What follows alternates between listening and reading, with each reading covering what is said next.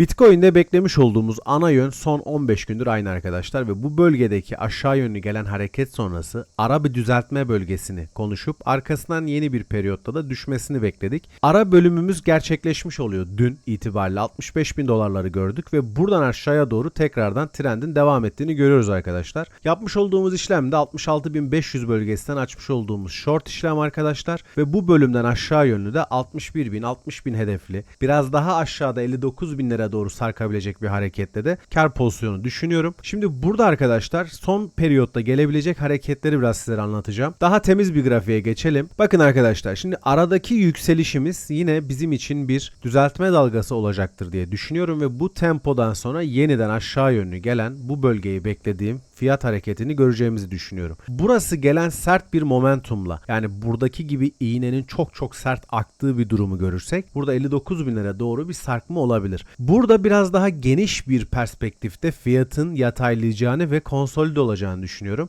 Burası da bizim için konuştuğumuz bir aslında karar bölgesi olacak ve bu karar bölgesiyle beraber arkadaşlar fiyatın buradan 69 bin temposunu mu yoksa buradan 55-52 temposunu mu göreceğimizi kararlaştıracağız.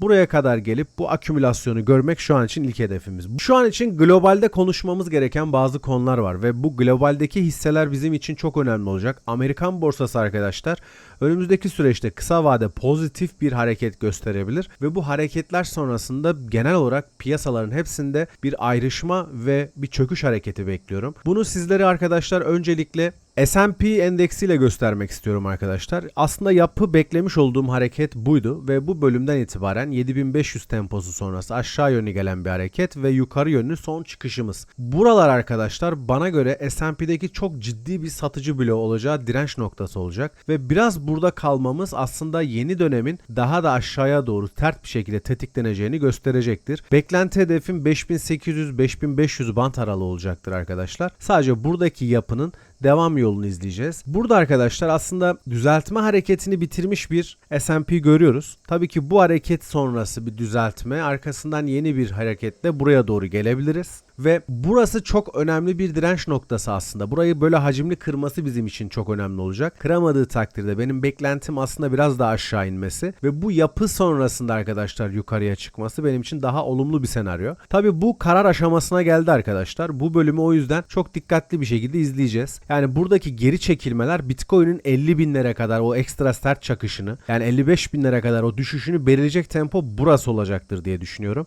Arkasından yükselişin de başlayacağını bekliyorum arkadaşlar. Şimdi burada gelelim Nasdaq. Nasdaq'ta da çok kritik bir süreçteyiz. Yani bu da aslında yapısını tamamlamak üzere arkadaşlar. Hani şu blokla beraber. Dün biraz bir pozitif ayrıştı. Hala devam etmeye çalışıyor ama bu da buradan bu şekilde kısa bir düzeltme verecektir arkadaşlar. Buradaki akümülasyon sonrası düşüş yeniden gelirse bizim için de çok kötü bir durum oluşturabilir. O yüzden şimdiden hazır olun ve bu bölümleri dikkatlice izleyin arkadaşlar.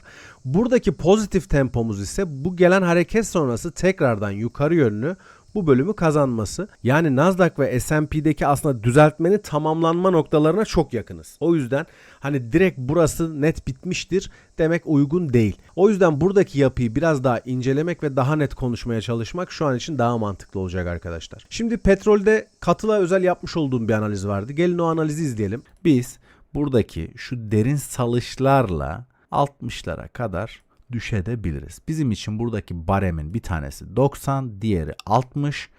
Bunlar görünmeden yukarıda 180-200 böyle 250'ler gibi şeyler şahsi fikrim olarak beklemem. Evet, gördüğünüz gibi arkadaşlar savaş olacak, barış olacak muhabbetinden ziyade teknik analizin bizim için biraz daha önümüzü görmekte fayda sağladığını düşünüyorum bu süreçte. Çünkü herkes arkadaşlar ayrı bir kafadan konuşuyor ve haberlere yönelik çok fazla trade yapılmaya çalışılıyor.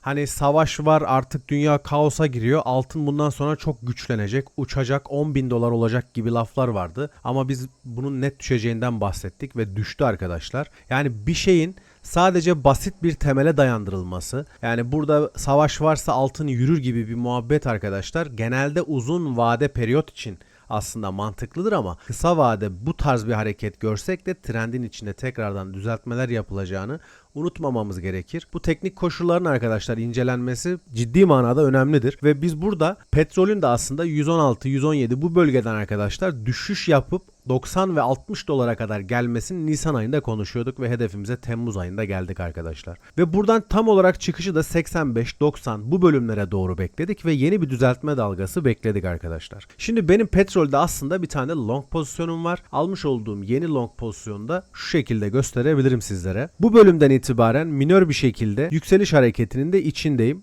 Longumuz mevcut. Yani şimdi buradan arkadaşlar yakın zamanda tekrardan petrolün bu hareket sonrasında 73-72 bu bölümlere doğru düşmesini bekliyorum arkadaşlar. Ardından buradan yeniden bir çıkış ama artık bence petrolün arkadaşlar 85 ve 65 bölümünün arasında bir süre yataylamasını bekleyeceğim. Ve bu hareket arkadaşlar yani herkesin işte Hürmüz kapatıldı, o uçacak, bu kaçacak düşünmüyorum. Yine teknik analiz ilerlemeyi tercih ediyorum. Benim kendi sayımlarıma göre arkadaşlar bu yapının ekstra bir koşulu da şu olabilir tabii ki. Çıkan 95-98 hareketlerini de görsek veyahut da tekrardan 70-75 bölümüne doğru bir düşüş hareketinin olması gerektiğini bekliyorum. Bu verilerden sonra altındaki yorumum şöyle arkadaşlar. Bakın burada sizlerle konuştuğumuz destek alanlarımız vardı. Biz bu bölümlerdeyken buraları çizdik arkadaşlar. Yaklaşık 5200-5300 bölümlerindeyken aşağı yönlü gelebilecek yapılardan bahsettik ve destek alanlarımızın bu bölümlerin içinde olması gerektiğini konuşuyorduk.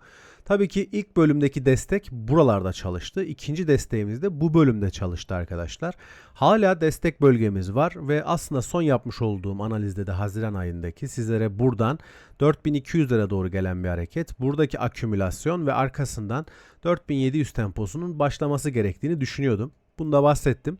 Ve şimdi burada eksik kalan bir hareketimiz var olduğundan da bahsediyordum sizlere arkadaşlar. 3600'lü bölgelere doğru gelen bir yapıyı da görebilirsek eğer buradan yine çıkışların 4300-4400 bandına kadar olması gerektiği, buradaki hacimle de beraber yeniden 4700'lerin kazanılacağını düşünüyorum arkadaşlar.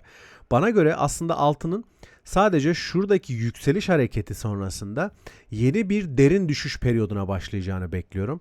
Ve bu hareket arkadaşlar 4700 maksimum 4800-5000 bandını görebilir.